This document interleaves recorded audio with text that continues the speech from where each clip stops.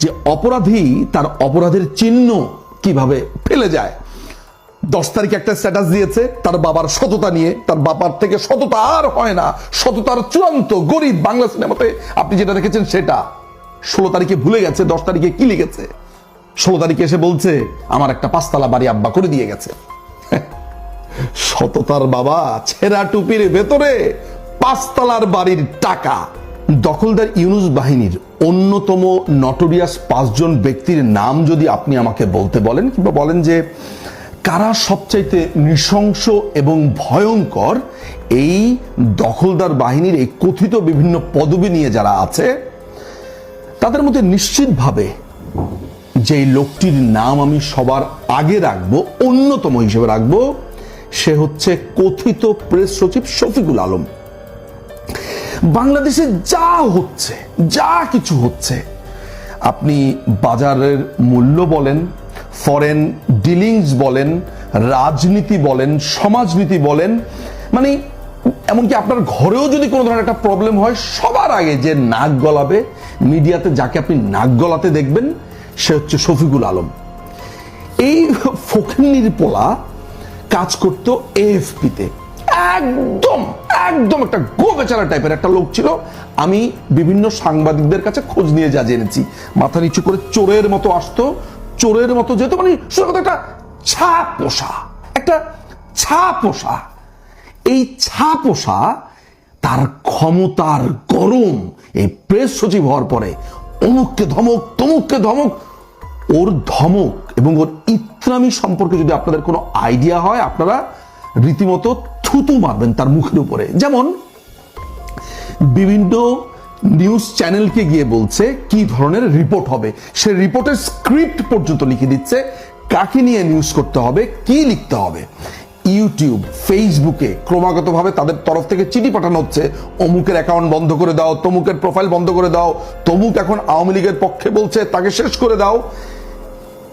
যেভাবে সে টেরোরাইজ করে রাখছে। কয়দিন আগে মানব জীবনের মতিউর রহমান চৌধুরী তার একটা বক্তব্য শুনেছিলেন না, যে তারা আসলে মন খুলে লিখতে পারছে না, এই ভদ্রলোক তো আসলে বলতে পারছে না।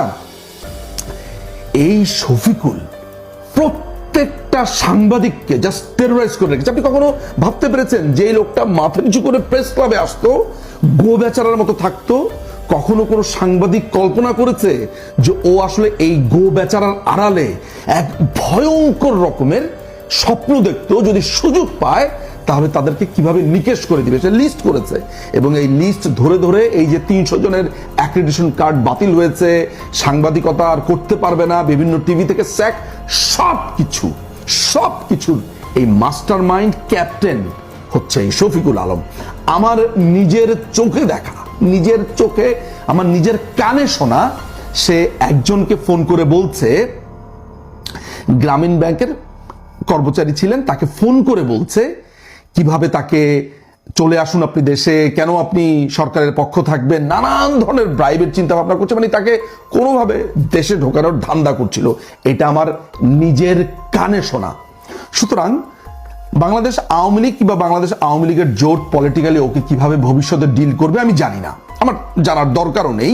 কিন্তু আমি নিঝুম মজুমদার যদি দুর্ভাগ্যবশতই বলবো, যদি কোনোভাবে এই বদ্বীপের ডোমিসাইলে আমরা এই দেশকে যখন পুনরুদ্ধার করব, যদি তাকে পেয়ে যাই, আইনিভাবেই তার সমস্ত হিসেব নিকেশ চুকিয়ে দেওয়া হবে। জানি না বিচারালয় তার ব্যাপারে কি সিদ্ধান্ত নেবে, কিন্তু আইনের কাঠগড়াতে যাতে সে দ্রুত দাঁড়াতে পারে তার সমস্ত চেষ্টা আমি করব। যাই হোক, আজকে এগুলো বলার জন্য আমি এখানে আসিনি। যাই হোক, তার দুটো স্ট্যাটাস আমার নজরে এসেছে, একটা হচ্ছে 10ই জানুয়ারি, একটা হচ্ছে 16ই জানুয়ারি। 10ই জানুয়ারিতে সে বলছে যে তার রেসপেক্টেড ফাদার এত গরিব ছিল, বলছে সে নাকি বাসার যে কাপড় আছে তার মা নাকি কাপড় দিয়ে, মানে ফেলে দেওয়া কাপড় দিয়ে তার বাবার টুপি সেলাতো, তার বাবার একটা পায়জামা এবং একটা পাঞ্জাবি, হেঁটে অফিসে যেত। খুব সৎ বাবার সৎ ছেলে, মানে বাপকে সরকারি চাকরি করে, আবার বলছে শুধু সে তার বাবাকে সৎ বলেই ক্ষান্ত না, অন্যরা কত খারাপ সেটাও বলছে। তারা হালাল ইনকাম করত, তার মা বলছে হারাম ইনকাম করবে না, এটা বলে সে বিরাট বড় স্ট্যাটাস দিয়েছে। আর ওই যে কলোনিতে যে থাকতো, মতিঝিল যে কলোনিতে থাকতো, তারা খুব খারাপ, তারা রঙিন টিভি আনতো, তারা গাড়িতে চড়তো, বেবি ট্যাক্সিতে চড়তো, তাই তারা ঘুষ খেত, সব সে জানে। শুধু তার বাবাটি খুব ভালো। ঘুষখোরদের পোলাদের একটা বড় সাইন আপনি দেখবেন যে তাকে আপনি জিজ্ঞাসা করা লাগবে না। আপনি ধরেন তার সাথে কথা বলছেন, কিরে কি করলি কি করলি, ধুম করে সে তার বাবার গুণগান গাওয়া শুরু করবে। কারণ অপরাধ বোধ। বাপকে দেখেছে কারি কারি টাকা ঘুষ খেতে, কারি কারি টাকা নিয়ে এসছে, ঝুড়ি ভর্তি খাওয়া নিয়ে আসতে দেখেছে, ওই হারাম দিয়ে বড় হয়েছে, তো তাই অপরাধ বোধে সে সবার আগে বলে। যেমন শফিক, ঘুষখোরের পোলা, তাকে কিন্তু কেউ কিছু জিজ্ঞেস করেনি, কেউ না, নিজের থেকেই লেখছে, ভব ভব ভব করে বলে যাচ্ছে যে আমার বাবা খুবই সৎ ছিল, তা সেলাই করা টুপি পরতো, একটা বাটার স্যান্ডেল ছিল, একটা পায়জামা ছিল, একটা ছিল। কিন্তু মজার ব্যাপারটা, যেই জায়গাতে, যেই কারণে এই ভিডিওটা আমি করছি, একজন অপরাধী সব সময় তার অপরাধের যে চিহ্ন সেটা ফেলে যায়। 10 তারিখে কি লিখেছে, তার বাবা অত্যন্ত গরিব, আমি গরিব, ঝিলের ধারে আমার বাড়ি। এই গরিবের পোলা, মানে নিজেকে যে গরিব বলছে, এই ফকিন্নি, এই মানসিকভাবে ফকিন্নি 16 তারিখের স্ট্যাটাসে বলছে আমার বাবা একটা 5 তলা বাড়ি করেছে। আচ্ছা দর্শক, আপনারা আমাকে একটা কথা বলেন, যেই লোকটা বলছে তার বাবা অত্যন্ত নিম্ন স্তরের একজন সরকারি চাকরিজীবী ছিল, বেতন পেতই না, এবং সে নিজের এটাও দিয়ে বলছে যে সে এখন যখন সরকারি চাকরি করছে এই দখলদার বাহিনীর হয়ে, সেখানে সে বুঝতে পেরেছে আসলে এখানে বেতন খুবই কম। তাহলে বোঝেন, তার বাবা যখন চাকরি করত তখন তার 6 ভাই বোনকে চালাতো, ছেঁড়া নাকি টুপি পরতো, একটা পাজামা একটা পাঞ্জাবি ছিল। সেই লোক আলাদিনের চেরাগ পেয়ে গেল যে দুনিয়াতে 5 তলা বাড়ি করে ফেললো। প্রিয় দর্শক, আচ্ছা আপনি বলেন তো, যে আপনারা বোধাই না আমি বোধাই না এই শফিকুল আলম বোধাই, কাকে কি বোঝায়? সে বলছে যে অন্যরা যখন স্পিড মানির কথা বলে ঘুষ খেত, আপনার ঝুড়ি ভর্তি তাদের শাকসবজি আসতো, সনি টিভি আসতো, রিক্সাতে চললেও নাকি সে লোক ঘুষ খেয়ে ধরে নিত, বেবি ট্যাক্সিতে চড়তো, গাড়ি চড়তো। তো ভাই, তোমার বাপ এত গরিব, এত তোমার বাপ সৎ, তো দুনিয়াতে তোমার বাপে 5 তলার বাড়ি করলো কিভাবে রে ভাই? বল, কিভাবে তোর বাপ 5 তলা বাড়ি করলো এত সততা নিয়ে?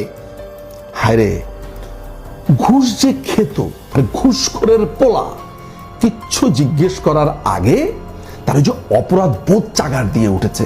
সে বলছে লোকজন আমাকে গণশত্রু বলে, তাই এখন আমি সরকারি কলোনিতে চলে যাব। এই নিজেও ঘুষখোর।